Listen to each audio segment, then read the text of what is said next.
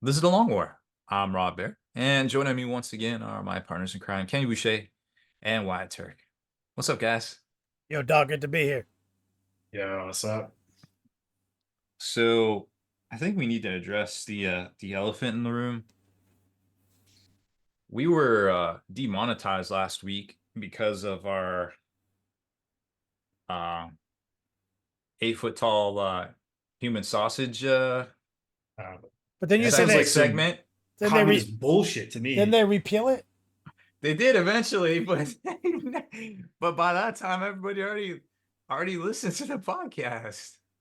Okay, so we'll avoid that subject moving forward.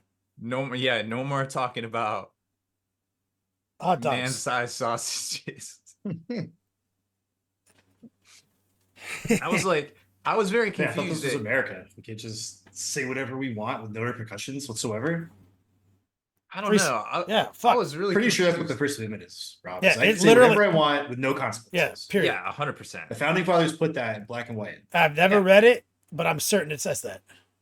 It absolutely says that. I was very confused at like 5 o'clock in the morning when I was trying to like get everything like on YouTube, and I was like, why does it keep denying? I don't understand. And I sent you guys that message, and Kenny's like, yeah, we talked about this dog. And I'm like, oh yeah, they wouldn't like that. Advertiser's not a fan of that subject matter. Man. So I I put I in can for talk- a manual. Yeah, you did put it for manual review. Some guy listened to it and was like, okay. It's hilarious, obviously. He probably whoever listened to it, he, she, whatever. I don't know who listens to these things, but whatever person listened to it, I'm sure at least smiled a bit and was like, okay, this is so. It was a bit, and they know it. So speaking of which, so fuck it, let's get it done. Tonight we have a cool segment we just workshopped in the after hours. If you want to go back on our paywall platform on Patreon and take a look at that, you can. But we're going to do a Pariah Nexus survival guide, top 3 things you need to know going into the Pariah Nexus season with Wyatt. Oh yeah. And speaking of Patreon, you're going to see some differences on Patreon moving forward to our veterans over there. Now we can upload videos direct on the platform, and so that's what you're going to get used to seeing. Oh yeah, that is true. I've been doing that on my page too. So anyone out there who supports Next Level Painting, that's the New World Order, and it couldn't have come at a better time because for some reason Vimeo is not letting me upload. So I don't know what's going on there. Yeah, I don't know what's going on with that either. But remember too, I think there was a thing where after like a certain amount of uploads, you have to request for more space. We're at 4 of 5 terabytes, so we have a whole terabyte. Hmm. So I don't know what's going on. So I meant on Patreon. Oh yeah, Patreon. So like, but they say it's automatic. Like it's not like approval. So I'm pushing it right now. I just uploaded like 10 gigs of videos. You moved all your stuff over? No, I'm putting up a series right now, 13-part series. Oh, I gotcha. So that's a bit of the table content. Stay tuned for our tournament survival guide. But let's kick it over to Wyatt. Roll out to the Cave of Wonders and touch nothing but the lamp. Would you rather have a sudden and crippling addiction to vandalism or shoplifting? I mean, oh geez. So like So when you say sudden and crippling, it's like if I'm walking by my neighbor's house, let's say I'm like just walking to my neighbor's house to drop off his mail, and I walk by his garage, I'm pulling a Sharpie out and I'm putting graffiti up on that. I can't stop myself. Yeah. I'm drawing a huge penis on that thing. I cannot stop myself. Yeah. No amount of Yeah. willpower Nope. will ever stop it. So that's and basically I'm always gonna find on my person or near me like Yeah, you'll figure it out. the means in which to execute. a Sharpie or like some spray paint Or just smash some shit. That's vandalism. I guess so. Well, destruction of property moves into a different category. Is that a subcategory of vandalism? Is vandalism all encompassing? Like I could break your. Yeah, I don't know what the legal definition is. I mean, Ooh, yeah. What is the tagging shit, scraping stuff. I want to on know what bathroom I'm. walls. I want to know what I'm agreeing to. I mean, Google Let's it. see. The deliberate destruction of of or damage to public or private property. So and damage in any capacity, and which graffiti would count in many Maybe categories. the cost of repairs is what makes it separate. Hmm. So I'm gonna smash something, break something. So I would carry a Sharpie. I mean, all times. So at least I do I just deface things. But shoplifting, I mean, they're both crimes. Can I control? Like, is it like if I steal a hat, is the urge been satiated, or I'm gonna keep going unchecked? Like I can't stop myself. Oh man. Like if I steal something, like I'm good. If I draw a dick, I'm good. Or do I just can't stop until someone catches me? I'd say given that it's like a really substantial addiction, it's almost like chain smoking. So like you can go a little bit, like people can work a few hours, and then on their smoke break they smoke like 5 cigarettes, right? So we can even equate it to cigarettes. That's great. So like, you get about 5 minutes, 7 minutes of satisfaction from an act. It seems about right. Like, so if I'm in a store, I'm essentially feeling the need to shoplift roughly once every 7 minutes. That's too much.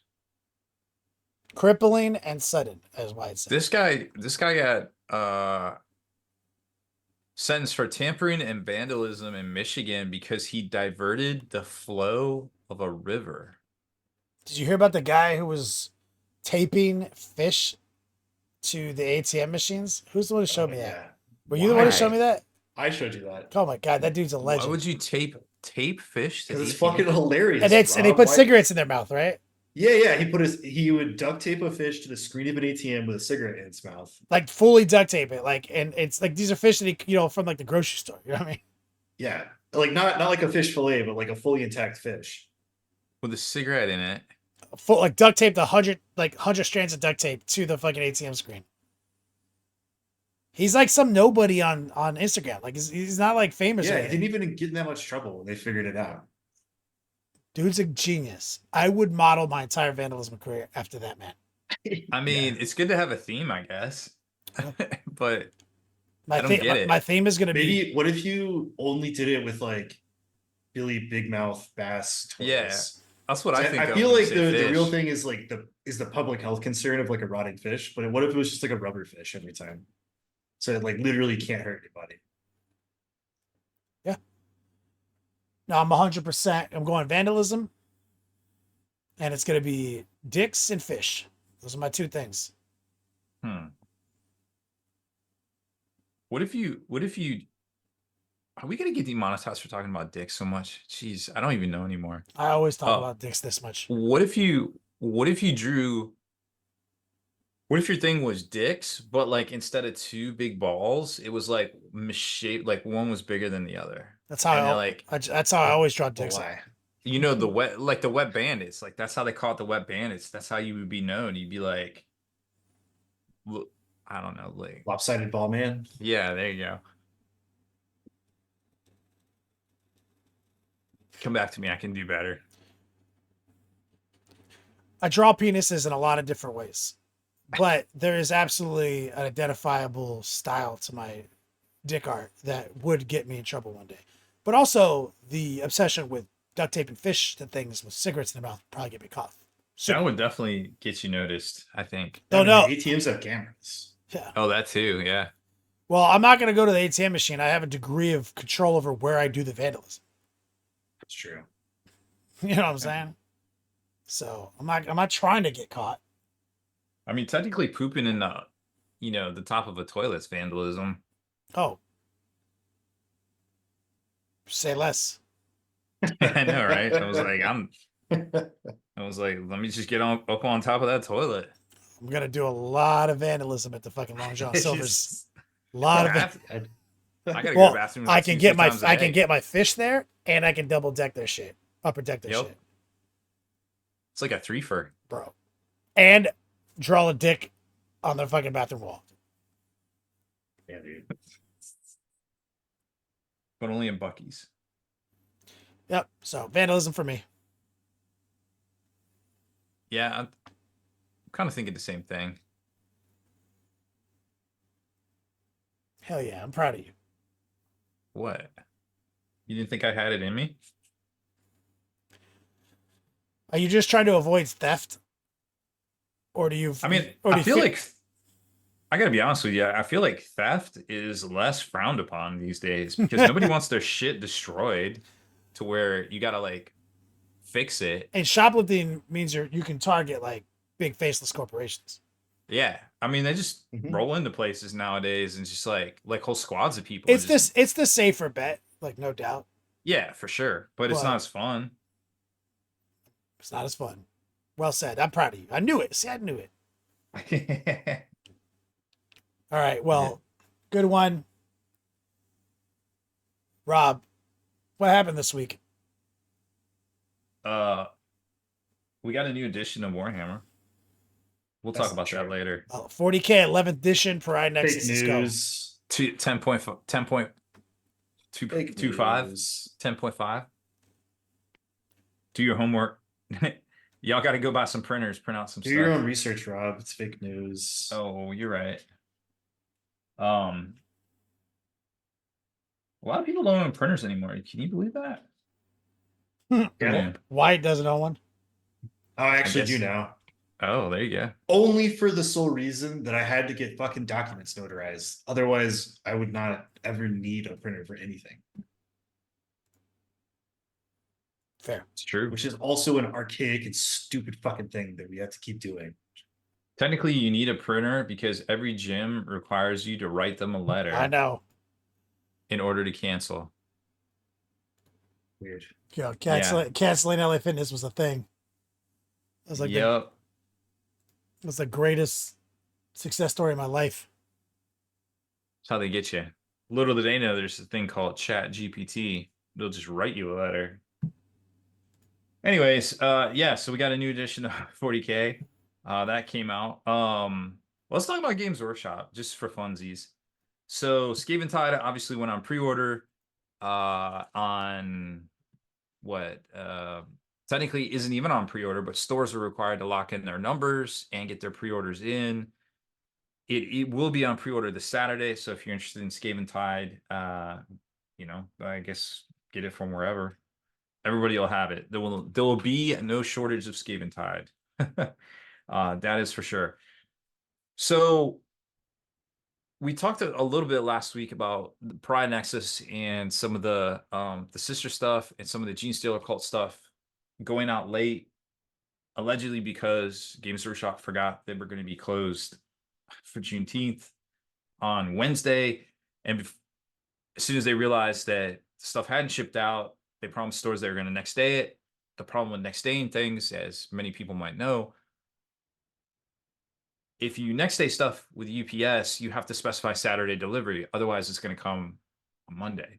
So a lot of stores got their stuff on Monday and Tuesday this week that they're supposed to have on Saturday. So if you can't find Pariah Nexus, that might have something to do with it because a lot of stores just got it yesterday or today. So, you know, you might have to look around a little bit for it, but it is still out there. Technically, it is sold out on Games Workshop's website. LVO tickets went on sale. I think last post by Kicker said they were like 80% sold out or something like that. So if you haven't got your tickets yet, you know, try to lock them in because they're gonna go probably pretty quick before the end of the month or next week or two, I imagine. And of course there's long war doubles as well, and we put the links on last week's podcast so you could click on those, and the TeamUSA would get a little bit of money towards their travel costs and things like that through Frontline Gaming. So if you're going to pick up your tickets and you haven't yet, find the links, click them, and help out TeamUSA. Unless you don't live in the States, then don't. Just get them directly, whatever. Adepticon hotels went on sale today. I think a lot of them already sold out, the hotel blocks. There was, I think, 6 different hotels that were in their blocks. Apparently, the ones that were connected to the convention center have sold out, but there's other stuff still available. And of course, you know, a lot of things are going to go quicker now that all those have gone up. So if you haven't got your rooms yet, definitely check into it because they might be going pretty fast. I don't really know the area. I don't know what to recommend, but we did a big write up about it based on what Adepticon was saying. And I checked the maps, and there's some pretty good looking hotels out there. Um, in that area, so it's gonna be pretty cool in Rob March. says he checked the map. He actually did. I literally looked at the map. Uh, there's a nice 1920s Art Deco kind of style hotel.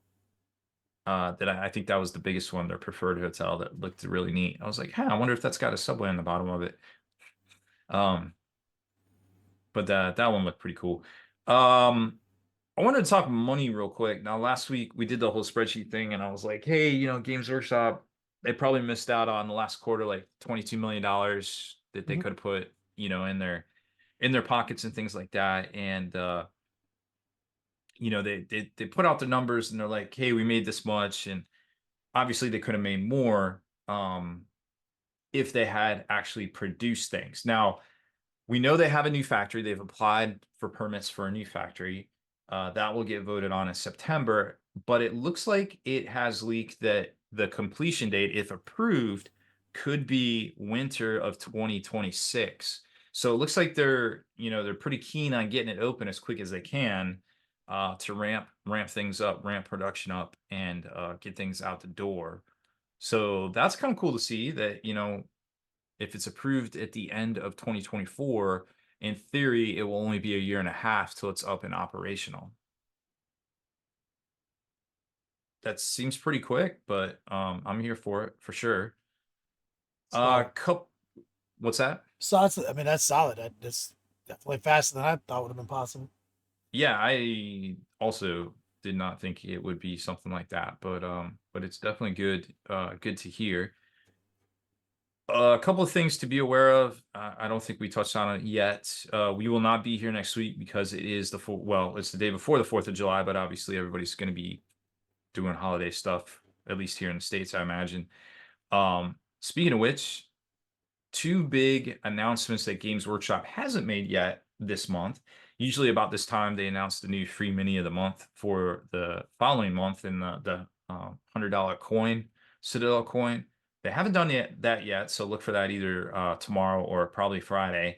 And also, they usually have a preview around the 1st of July. Last year it was the not Warhammer 40k preview. This year it'll probably be the, I don't know, not Age of Sigmar preview, because there's not a lot of stuff on their roadmap. And some games don't even have anything on the preview. So I know a lot of people are anxiously waiting, like, is our game dead? Or are we getting new stuff? I don't know. So that's gonna be interesting to see. Hopefully they make some announcements the next day or two on all of that, and we get another preview around the holiday. Yeah. So So that is, that's your news. yeah, there's as expected, there's not a whole lot out there. Yep, we're moving into the summer. You know, this is typically when companies have to kind of brute force their marketing. hmm So, to be expected. Put out their big blockbusters. I guess if you're a fan of Atomic Mass Games, they announced Mini Stravaganza is going to be the 18th and 19th of July, so about 2 weeks. Also the same weekend as ATCs. Oh yeah, ATC is at the forefront again of another big change in the rules, as is their path being a summer event like this. Yeah, I talked to Shane about that. I was like, bro, it's like every year, and he's like, It's I almost think I'm. like the summer is when Yep. When they make their big changes or their edition drops. And he was, him and Chris, the other partner in the ACCs, were gonna talk about it, but he kind of had a couple ideas on how to mitigate that going forward, because it is a bit of a problem, because now basically everybody has 2-3 weeks to get their armies. it's the Yeah, nature of the game. We've played 3 ACCs weeks. where sixth edition was out, but we still played sixth edition. We still played fifth edition. Yep. because it's just Yep. too close to too much of a team commitment involved in. Now we don't like everything we've been practicing is different. So Mm-hmm. like if they have to do that route, I don't want to blame them. But let's take a commercial break here from our sponsors, and then we'll talk about these big changes that are affecting the ATC.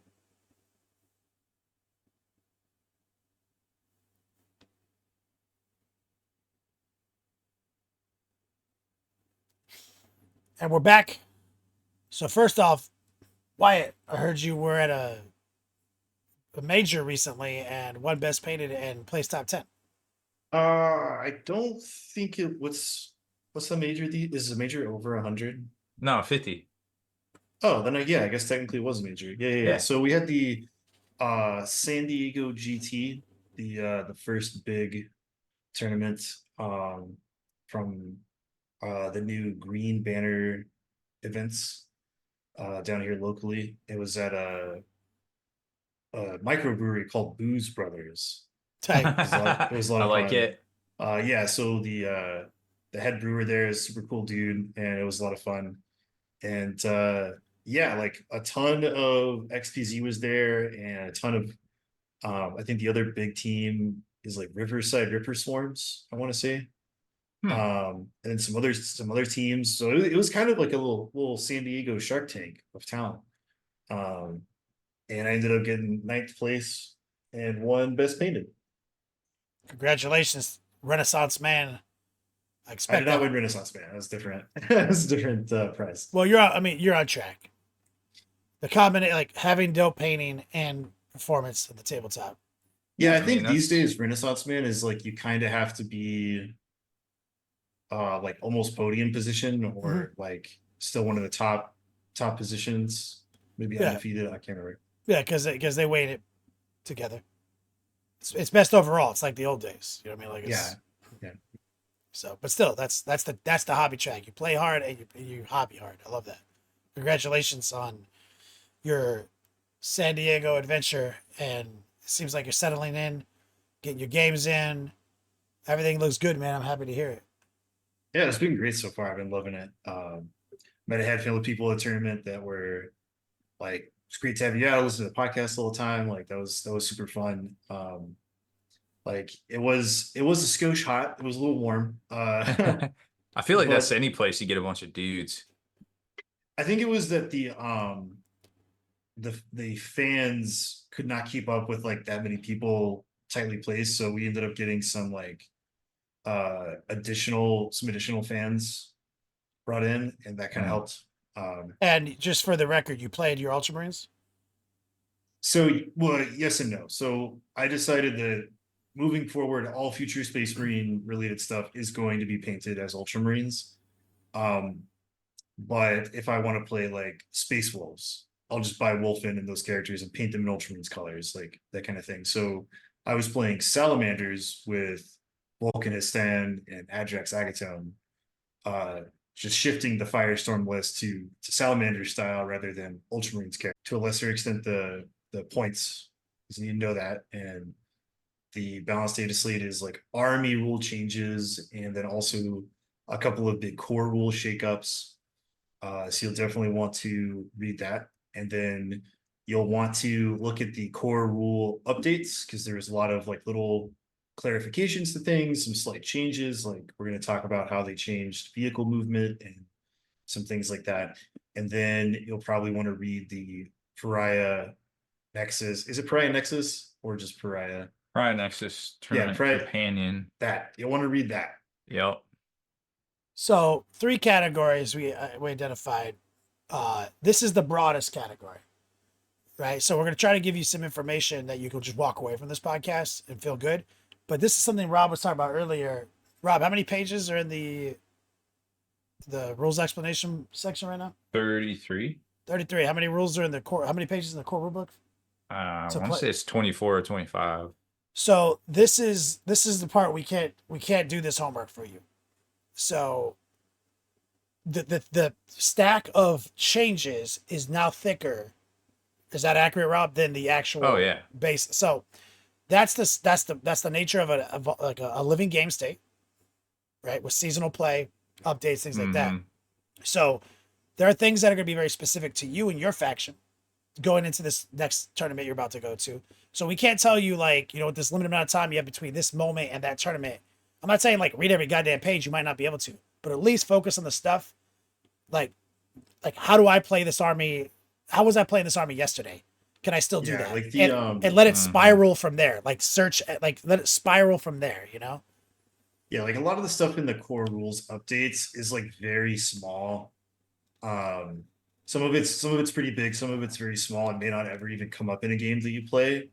But it's a good idea to just kind of like skim through it and look at some of the big stuff. Yeah, filter for what affects you, and then if you just start spiraling into little mental tangents, like give yourself an afternoon with it, you probably get it. You'll probably be prepared enough to then you can workshop on the table, right? Fieldcraft on the table.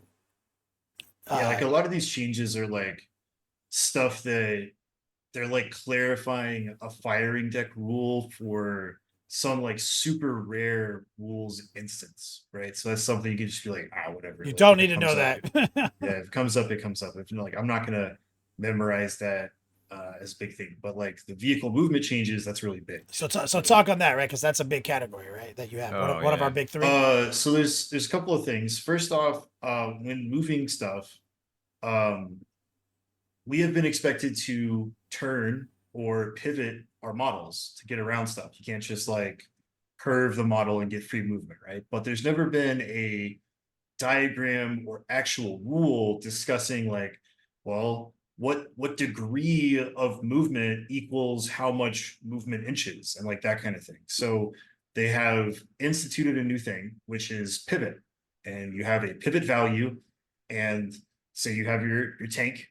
Any turn of that tank from straightforward up to a 90-degree turn, it's going to cost you 2 inches of movement, just flat 2 inches. Like even if it's 1 degree of pivot, 2 inches. If it's 89 degrees of pivot, 2 inches. Let me ask you a question. So we have one pivot value currently in the rules, 2 inches.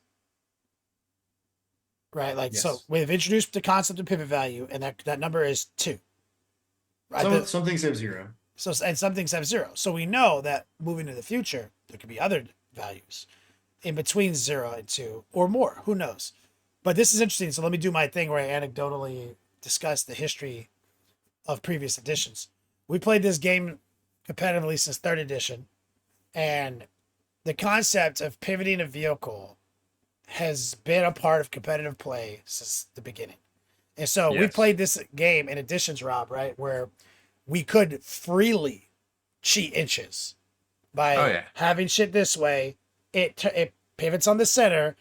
Rhino is a rectangle. Rhino now has gained inches, moves its 12 inches, which is really like 14 inches, right? So we've played editions of the game where that is just how that's the game, right? Remember, you dreadnought sideways, dreadnought move forward, last cannon gains those extra inches. Like we played games, entire editions like that. We've also played editions of this game where no part of the model, you can pivot unlimitedly during movement, but at no point of that model can exceed its maximum distance. Mm-hmm. So while I can pivot my Rhino, right, and sure, I gain 2 inches, my final resting destination cannot exceed my initial starting position of 12 inches. So we played editions like that, and that's where like the Rhino wall played, right? I drove my Rhinos up sideways because pivoting didn't matter. If you can pivot unlimitedly, and you can't go further than you can ever go, then I just would maximize the surface area of my vehicles to create blockades, right? So we've had it both ways throughout this edition. And right now in this current edition, 10th, there's a lot. There hasn't really been a definitive, this is how it's done. But I would say, Wyatt, most of the time when you play, you probably like me, where you pull out your measuring stick, like your Lord of Skulls, right? You're going to go around this terrain feature with your movement. You're like, okay, I'm moving, pivot. All right. I'm going for 3 inches, moving 2, moving 6. There we go. That's my movement. Yeah, you can curve your measuring tape a little bit, stuff like that. Yeah, it's kind of always been on the honor system, but there is instances of arguing over stuff of like, okay, well, I only need to pivot 2 degrees to then move in a straight line. So like, how much movement do I subtract? Exactly. And that's like go back now in time to like original Warhammer Fantasy when they had to pivot and wheel their fucking formations. Mhm. They actually acknowledged in that game system that turning like a shape that's not a circle costs inches, costs distance. So the problem with every time you're moving one of these big models like that, even if you're trying to be super accurate toward your forward movement, we are wildly inaccurate on all of our actual, radiuses and stuff. So no matter how you play it, it's not accurate. You know what I mean? When you're taking a misshapen rectangle mini circle and trying to go around a building and trying to be accurate, it's just not accurate. So they've stylized that with a pivot value, right? If you break the 90-degree angle, 2 inches, you subtract 2 inches, and now just move. I love that. So that's a big change that you're telling everyone they need to get ready for, right? Yeah, so that is really big if you play any ground-based vehicles. And then the addition to that has to do with stuff that's on circular or oval bases. So like, unless specified otherwise, I think it's all vehicles that not on a circular base just have a pivot value of 2. Same with monsters and stuff. And then if you're on a circular base, you pivot for free. So like, an example, we're using rhinos, so now we can use the repulsor, which is basically a rhino that flies on a circular base. So it can absolutely, as rules is intended, cheat those free inches. Yeah. So we have these examples. So this also applies though to infantry, right? Like or not vehicles, like a bike unit that's on oval bases. Those have a pivot value. So so now suddenly you have to start kind of looking at the units in your army, right? Like, oh shit, these guys are on, cavalry bases. This is that. So the way we move has changed in a medium way. I'm not going to go out here and say like this is a huge fucking change to movement. It is a change to movement that you need to familiarize yourself with based on how complex your army is. And so we would be remiss if in this section we did discuss the whole monolith angle thing. Talk about that. Right. So during a move, you can use your pivot like however many times as you need to. And if you're on a circular base, you can pivot for free, meaning that if you have a vehicle on a pivot base with a value of 0, and it needs to make a 9-inch charge, technically you only need to make whatever charge distance you need to then pivot the model into engagement range. And that can vary wildly based on the shape of the vehicle. Like maybe the distance between the edge of that model and that base is 3 inches. Maybe it's 2 inches, maybe it's 1 inch. It all depends on the weird shape. But yeah, you can kind of like what's interesting about slide your vehicle into the maximum charge range and then pivot the remaining inches. And they use the deep strike as the analogy, right? Because deep strike, no part of the model could be closer than that. Exactly. But then you roll an 8, and then you spin the square on the circle so that part of your model is within an inch. So we're also playing a game where physically where the model is matters more than the base, right? In a lot of movement instances and line of sight properties and things like that. We've played editions of this game where the model is almost nonsensically, it's not almost not there. It's the base. Can I see the base? Can I see it? So we measured everything meticulously, but the fact that we play a game where like physically interacting with the physical thing on the base is part of the narrative. Things like a square on a circle that overhangs getting free charge inches, and that's just a silly example of like, okay, so I charge one monolith, but like these long skinny Viking longbows that they have, Doomsday Arc, stuff like that, can actually maneuver around terrain now and get shots that they never used to be able to get because of their stupid long skinny shape. So it's kind of an interesting thing that might be a secret. You might have all sorts of new angles that you didn't even consider in your army. So definitely worth familiarizing yourself with this new pivot value concept. And now, give me the editorial part. Like, how do you feel about this change to the game? I mean, it's really early on, so I think it's nice to have the rule, because one thing I hated playing in previous editions and in this edition with models like the Lord of Skulls, like the Rhino, like the Land Raider, like the Lehman Russ, like those types of things, is like I'm I know that I'm going to hold myself to like fair play standards of like I'm not going to try to cheat like 6 extra inches moving with this tank.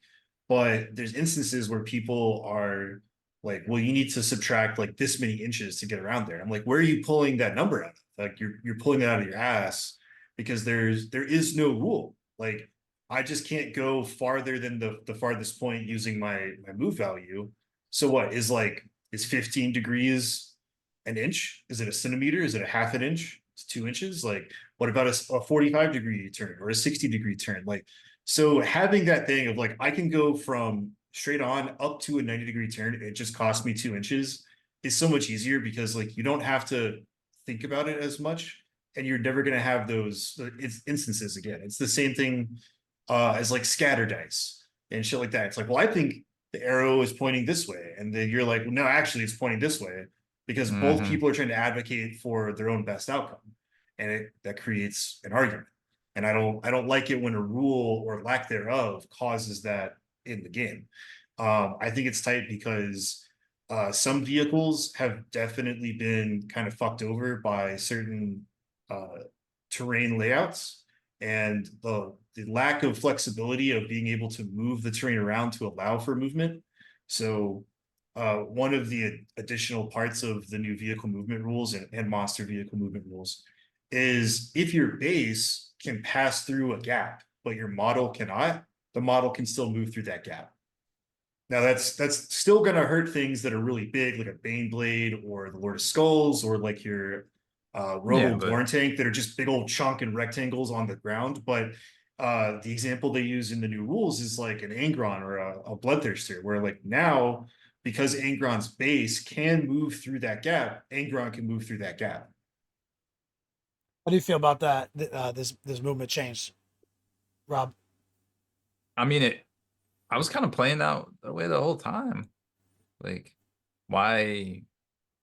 I don't know. It just So didn't for seem to you, make. so it's common sense to you, like some of these elements. Well, yeah. I mean, when you start looking at these layouts, right? Like, I mean, on these, and I'm holding up the new Pariah Nexus companion here, but you can see where like on the corners they're like, hey, a ruin's supposed to be here, but there's a little bit of a gap.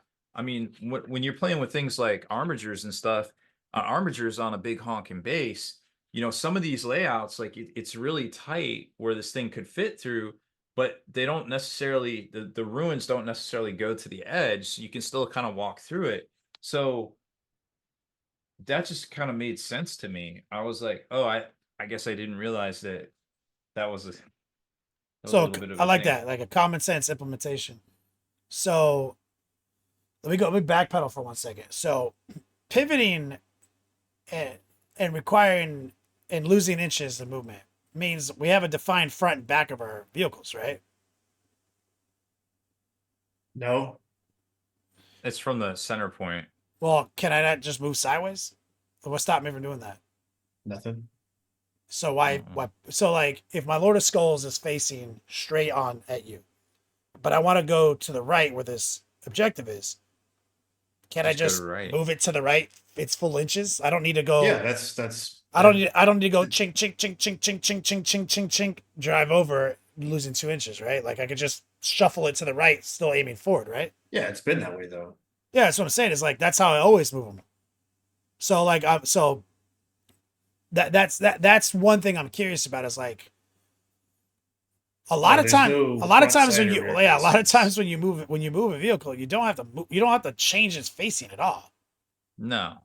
Like I never pivot with the Lord of Skulls like unless I need to get meticulously around I the guess, piece yeah, it comes into play if you're behind a piece of area terrain and you want to move around it.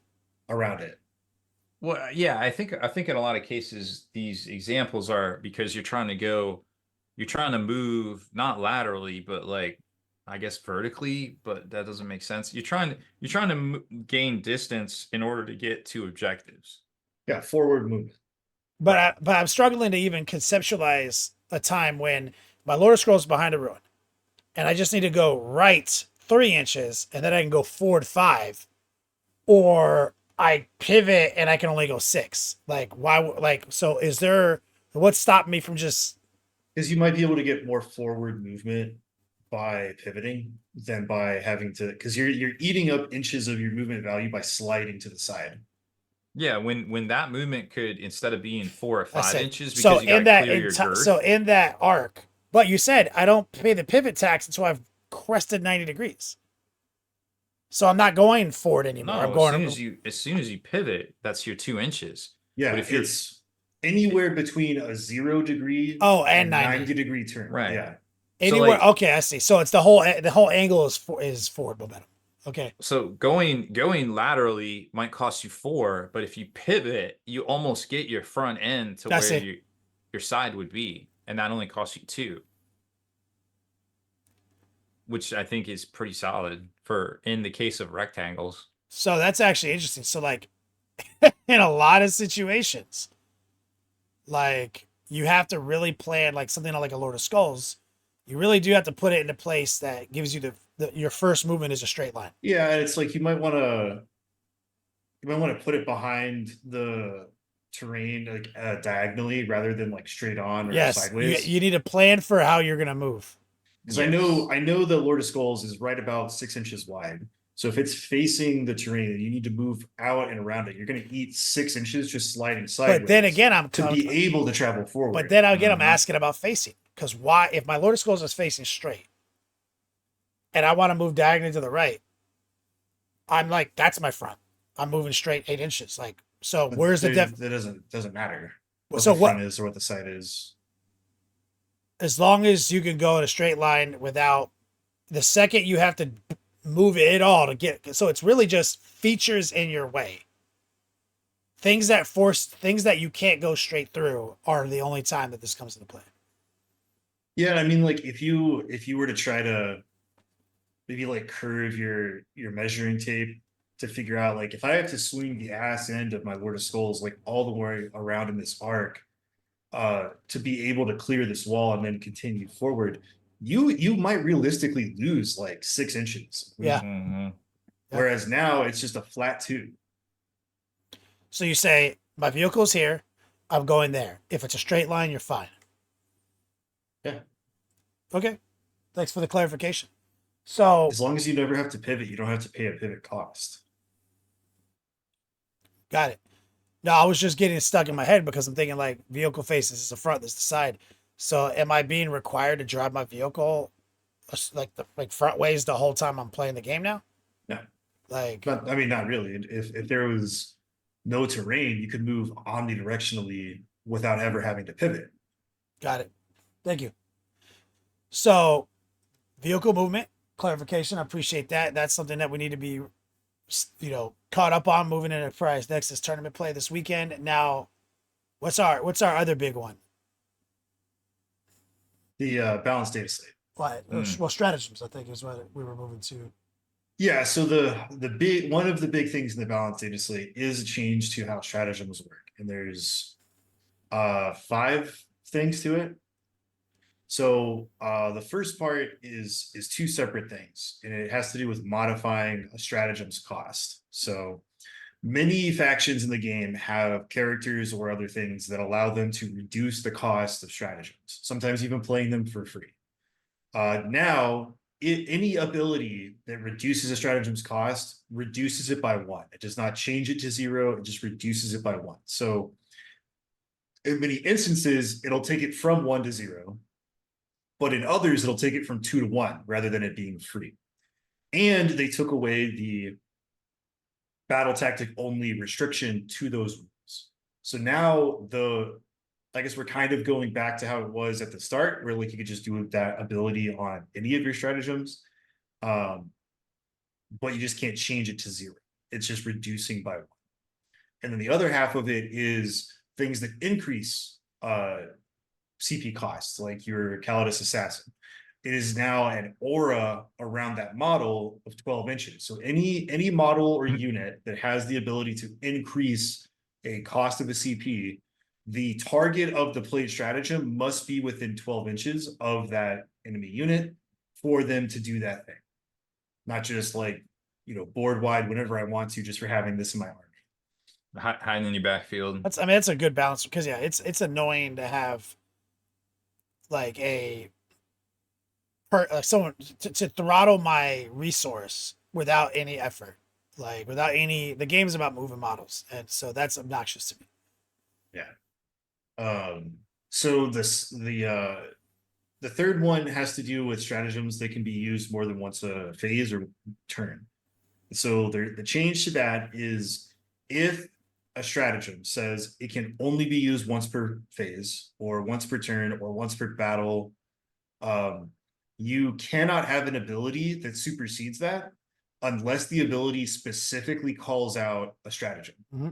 So, for example, I play Firestorm. My big damage stratagem is Immolation Protocols, gives dev wounds to flame weapons, right? So previously, if I had the CP, I could spend that on a unit, and then if I had another unit with a captain in it, they could play it again and reduce the cost to 0, right? Whereas now you cannot do that unless the ability on your whatever unit you're using says you can use X stratagem, even if it's already been played before. That's okay, but you can't just generically use abilities to double up on stratagems anymore. So they've detailed permission a little bit more. Some things give you permission to play stratagem, but they're giving you another layer of permission. What stratagem? Then they have stratagems that prevent units from being targeted, aka giving stuff lone operative. All stratagems that do that now have a range band of 18 rather than 12. Mm-hmm. So they're not as good. Not as good. Still useful, but not as good as it used to be. Yeah. And then they have stratagems that add new units to your army. And it says if a stratagem has the effect of adding a new unit to your army that is identical to your destroyed unit, i.e. join the hunt, unending ways, reinforcements, you can only use those once per battle. Womp womp. Saw that coming. Yeah, I think there was some armies that might have abused that a bit. I mean, it's funny because like history repeats itself, but also by design. Like you let people kind of go hard, and then you can introduce low hanging fruit fixes. Like we knew that was coming. Like we've already played editions of the game, like 8th edition, Tide of Traders, where they had to be like, no, you get it once, right? So we knew that was coming. It's just they're letting us go hard right now, and so that's a good change. Those are all very balanced. You know what I mean? They're not stopping things from occurring. They're changing the way they interact. Mm-hmm. So ultimately, it seems like a lot of anti-feel bads oriented changes, because like infinite lone op from like with a short ban, real obnoxious, right? Yeah. Mm-hmm. Calidus hide minor wall, fucking your only resource at the table up. It feels bad. And then jumping out to like grab some objective. People doing the most damaging strategy in the army twice for free basically hurts my feelings. Dude, Custodes You know were what I mean? Hurts my feelings, dog. they were pretty abusive, just standing there, just like But I'm gonna do this. But they're not saying like you can't do things like that. They're adding a layer of permission and qualification. There's definitely more interactive ability. Like, well, it's also anti-wombo combo, right? Like, which is sure, notoriously a feel bads, right? Since the moment they introduced stratagems to the game in 8th edition, it has been all wombo combo centric, building for the combo. Yeah, it was. And then they spent a lot of time since 8th to this moment on doing that, right? Making us be able to just play our army and use stratagems in the pinch, in the clutch. And then when they start to isolate a wombo combo kind of swirling around itself, they're like, okay, we need to enact anti-wombo combo protocols. You know what I mean? Like, so these are all like anti-feel bads changes. Like this I'm excited for that as, that season mechanic. Is that something you guys can relate to? Yeah. Or am I off base? No, I don't see anything in here that I disagree with, or I think that really was. I mean, they even tried to, fix AdMech. There was a couple of Oh, did they? instances.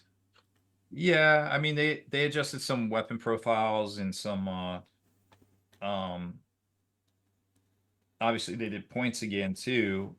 Some I mean there's a lot of AdMech changes. So they're really trying here. Kind of like they did with the Dark Eldar in Okay, so January. so we've identified like a survival guide, right? We're talking like familiarize yourself with the stratagems because it may affect you. Yes. Look at uh the new movement pivot values. That's a big change to the game. And go ahead and just, take some time to read this literature. But now give me Rob, give me like who's the biggest winner of these of the balance update? You mean like faction wise? Yeah, is it Also, AdMech with all their we changes? well, it remains to be seen. I mean, they seem better. Also, we probably need to mention too that in the Pariah Nexus mission deck, there was a couple of mission cards that got errated. So be sure to look at those. I think it's been talked about a lot because there was some a little bit of abusive stuff. If people took like squads that were supposed to be 20 and they're like, I'm going to take 19, so you can't score this. Like, come on. Oh my god. Y'all stupid. Yeah, I think AdMech with those changes, and then remember there's points changes too. So everything Do, got do you have a snap winner of the changes, Wyatt? Uh, I mean, I'd say that uh, it's kind of a back and forth. I mean, I think some of the factions that were doing well that really didn't get any changes or points nerfs are probably a big winner. Because there's a lot of stuff that got adjusted. there. Um, It's a lot of content. So things got adjusted down, which we expect, but some people didn't get adjusted down that probably should have, and they're just default winners. yeah, like I mean, Tau has been doing really well, and I'm not sure on how their points shook out with the MFM. But they didn't get any like balance changes. So if Well, something was good before, it's just as good now. I guess Uh, Orcs got hammered. Let me go look. a little bit. Types of works lists got hurt. Well, yeah. Someone in chat mentions demons are winners. I think Possibly. their shadows are a little bit more encompassing now, which was a little bit restrictive in my opinion. I still think demons are good. Like, and if anything, they're better. That's what he's saying. He's saying they're a winner for him. Like, Yeah. Let's see. so okay, how about this? We don't have a good answer for this. Necrons didn't even get crippled, to be honest. They got some increases. Um, Yeah, then like moving forward, their vehicles are going to be a lot easier to Use. move around. Yeah, True. Yeah. Eldar even got a couple of units got increased, but a lot of stuff got decreased. Oh, we didn't talk about indirect. Oh yeah, the indirect change is that if something is indirect, it can never hit on anything better than 4+. I like that. So Necrons are still the most OP army in the game, and indirect fire got nerfed. I don't know if I would Mm, call Necrons the most OP army. Um, I just think that like if you have access to these like vehicle models that don't have a pivot value, like they just got a lot more utility. I think we're gonna start seeing more things like impulsors and repulsors on the table for Space Marines because mhm. one, the pivot stuff, and two, they actually changed the transport capacity, so they're actually useful now, which is pretty cool. For custodies, a lot of the forge roll points came down, which is cool to see because we really haven't seen a lot of that neat forge rolled stuff from 8th and 9th edition, even 7th, I suppose, on the tabletops. Space Wolves Uh, got buff. I'm just also trolling people in chat, trolling 1+ saves. He took a mostly just 1+ saves.